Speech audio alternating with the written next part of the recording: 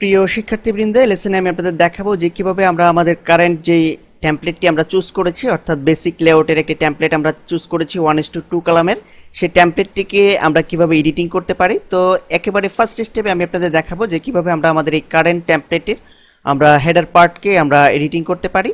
তো চলুন বিষয়টি আমরা একটু প্র্যাকটিক্যালি দেখার চেষ্টা করি।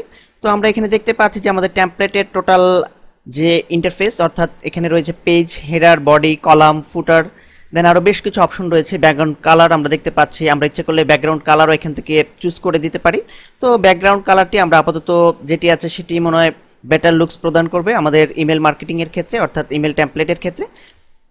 আপনারা চাইলে কালার পিকার থেকে কালার চুজ করে এই ব্যাকগ্রাউন্ড কালারটি আপনারা চেঞ্জ করে দিতে পারেন। আপনারা দেখতে পাচ্ছেন যে চমৎকার একটি ব্যাকগ্রাউন্ড কালার আমরা দেখতে পাচ্ছি, অর্থাৎ এটি হচ্ছে ব্যাকগ্রাউন্ড কালার আপাতত রয়েছে। তো ডিফল্ট অবস্থায় এটি থাক। তো আমরা এখন আপনাদের দেখাচ্ছি কিভাবে আমরা হেডার পার্টে আমরা এডিটিং করতে পারি। তো আমরা জাস্ট এটি হচ্ছে হেডার পার্ট, আমরা হেডার যদি সিলেক্ট করি এখান থেকে, তো আমরা কিন্তু দেখতে পাচ্ছি যে হেডার পার্টের যে এরিয়াটুকু আছে সেটি অলরেডি সিলেক্টেড হয়ে গিয়েছে। তো এখন আমরা চাচ্ছি যে এখানে আমরা এডিটিং করব এই টেক্সটটুকু, আমরা জাস্ট এডিট এই বাটনটিতে ক্লিক করছি।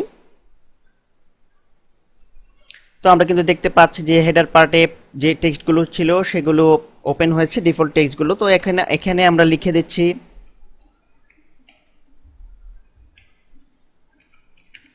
আলহেরা ইমেলস। আপনারা ইচ্ছা করলে যে কোনো টেক্সট যে কোনো কিছু দিয়ে এখানে সুন্দর করে এটিকে সাজাতে পারেন। আমরা জাস্ট আপাতত ডামি কিছু টেক্সট দেব। তো আমরা আলহেরা ইমেলস লিখে দিলাম। তো আমরা আলহেরা এই টেক্সটটির উপর যদি একটি লিঙ্ক দিতে চাই তাহলে জাস্ট এই আইকনটিতে ক্লিক করব। দেন এখানে আমরা ইউআরএলটি দিয়ে দেব, আমাদের ওয়েব ইউআরএলটি http://www.alherabd.com আমরা দিয়ে দিলাম। আপনারা ইচ্ছা করলে আপনাদের পছন্দ মতো যে কোনো ওয়েবসাইটের ইউআরএল এখানে ইউজ করতে পারেন। জাস্ট আমরা ইনসার্ট এই বাটনটিতে ক্লিক করছি। তো আমরা কিন্তু দেখতে পেয়েছি আমরা সাকসেসফুলভাবে চেঞ্জ করতে সক্ষম হয়েছি আমাদের হেডার পার্টের ফার্স্ট যে সেগমেন্ট আছে সেটির কন্টেন্ট। তো আমরা সেভ নাও এই বাটনটিতে ক্লিক করছি।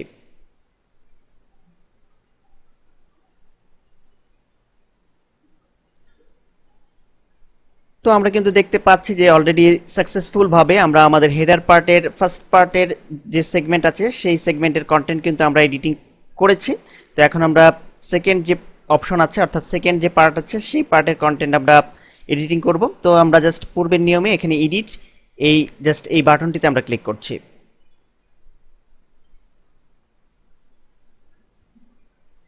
এখান থেকে পূর্বের নিয়মে আমরা টেক্সটগুলো ডিলিট করে দিলাম, জাস্ট সিলেক্ট করে। তো এখানে আমরা সাপোজ দিয়ে দিচ্ছি স্পেশাল অফার।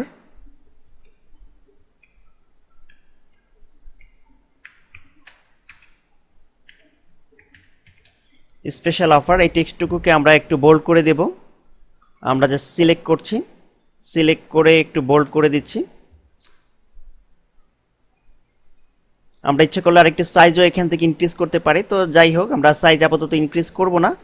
তো আমরা জাস্ট একটু বোল্ড করে দিলাম। আপনারা ইচ্ছা করলে এটিকে কোনো কালারও ইউজ করতে পারেন। এখান থেকে কালার পিকার রয়েছে, এখান থেকে সাপোজ আমরা রেড কালার সিলেক্ট করে দিলাম। দেন সেভ নাও এই বাটনটিতে আমরা ক্লিক করছি।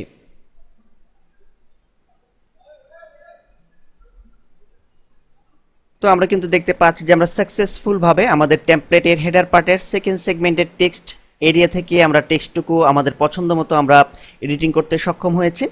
তো পরবর্তী লেসনে আমি আপনাদের দেখাবো যে কিভাবে আমরা আমাদের এই কারেন্ট যে টেমপ্লেট আমরা চুজ করেছি সেই টেমপ্লেটের বডি পার্টকে আমরা এডিট করতে পারি।